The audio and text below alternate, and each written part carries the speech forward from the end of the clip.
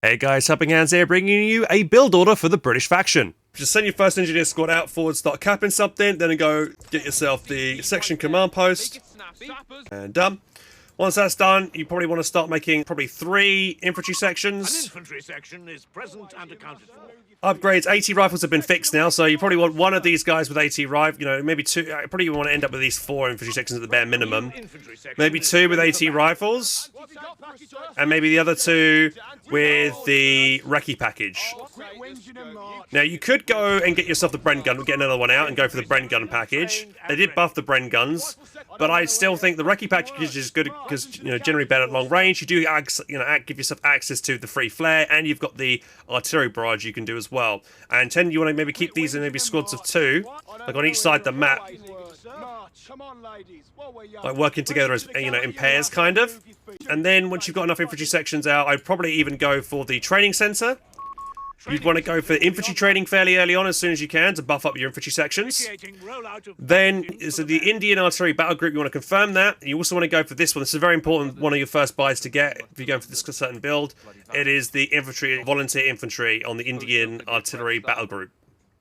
So this reduces the reinforcement cost and time of all infantry squads by 33%, so that's pretty big. I've tried to do some play with Valor a bit, but it doesn't seem to be that great. It only seems to activate when your squad gets down to maybe 2 or 3 men, so it's not really active the whole time. And then, also you could then go into platoon command posts. You want to get that up.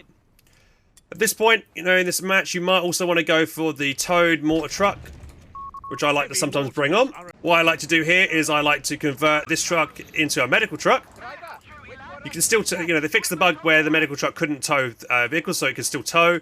But then you've got your indirect fire unit. It's always good to have an indirect fire unit. If your opponent's like spamming or a lot of support weapons, or if they're like camping in buildings and stuff, this is not a bad unit to bring out. It's also got access to a free flare as well. And the medical truck is nice to just keep on the battlefield, maybe, and have forward reinforcement going, or you could leave it in your base act as a healing instead of having to build this. The field infirmary. Since this is only costing manpower, you save yourself a bit of fuel by not going for the field infirmary. You have to use a bit of munitions there. Now you could do a couple of things now. Once you've got these units out, you could then go for the Stuart. Get yourself an M3 Stuart tank. Stuarts have been buffed since the last patch. I've seen people also go for the Humber, but the Humber gets hard countered by the Rad, which comes up fairly quickly. So I would either go for maybe the Stuart now, since it's a little bit better, or you could skip that and go straight, because you only need to build that to get to the company command post. Build the company command post, and then once you've got the company command post, you'll be wanting to make Crusaders, right? You get the Crusaders, you upgun them as 6-pounders to make them better at penetrating enemy armor, but if you do that, it does slow their rate of fire down. Bear that in mind. 60 munitions.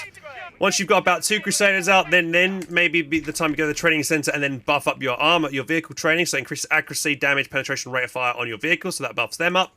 I tend not to go for the team weapon training and the light vehicle training because, the anti-tank guns across the board aren't very good at the moment, really. So you not really need to go for that. And you only have one anti-tank gun anyway. And if you even get one out, so better off. You'll always go for late game tanks generally. So that's better. And this, I guess, you go for light vehicle. If you go for like Stuart spam, then you probably go for light vehicle, because I imagine Stuart is probably a light vehicle.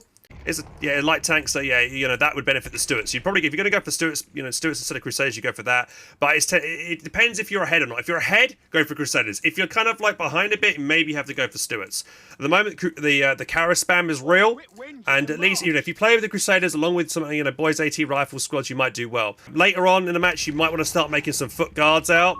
These guys are very good, actually. They're quite expensive. They're 400 manpower, but the footman's guards, their bazookas are going to be good against the Carros. They've got Thompsons as well, I believe, as there's the standard, the secondary armament there, which is very good at close quarters combat against units, and they have been buffed, so they do a lot more damage in close quarters combat. So that's kind of a Brit build, and so yeah, you just keep spamming the Crusaders. I wouldn't normally, the Matilda's too slow. It has been buffed in terms of armor, but it's really too slow. The Grant, yeah, again, does have 2 main guns, but it's cheaper. The Crusaders are a lot cheaper than things like it's 30 fuel cheaper, and these are great against killing infantry and decent against armor. They won't have much difficulty penetrating Panzer IVs and stuff like that either.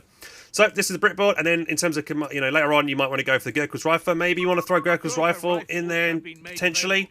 if you want to. Pillage, infantry squads grant resources to player when they kill enemy infantry squads or members, so you probably go for that one rather than Warcry personally.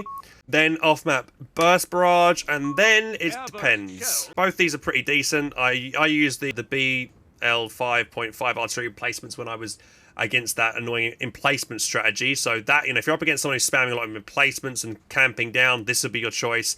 But let's say you want to be more, you're getting attacked a lot, and your opponent's being very aggressive. You might want that. So if they get into your sectors, you can activate that, and that'll damage them quite a lot. So it depends which one you go for, what situation demands it. But yeah, this is generally a decent Brit build so far in this current meta. And then super late game, let's say you're up against Tiger tanks or whatever, then you'd probably unlock the 17-pounder and bring one of those onto the field, and make sure to keep maybe your ambulance not too far away from it to reinforce and things like that potentially. Let's say if you lost your med truck, you can then convert this back into a new ambulance, and it can still tow the vehicle around basically. So if you end up losing that, you can call a 17-pounder and make that an ambulance again if you need to. And the 17-pounder, will do a lot of good damage against late game Axis armor. So that's your British build there, boys. So guys, that's the end of the video, and I hope you enjoyed it. And if you did and want more content, check up over here and over here. And if you want to subscribe to the channel, make sure to click the button down here. Catch you in the next video, guys. Take care, and I'll see you soon.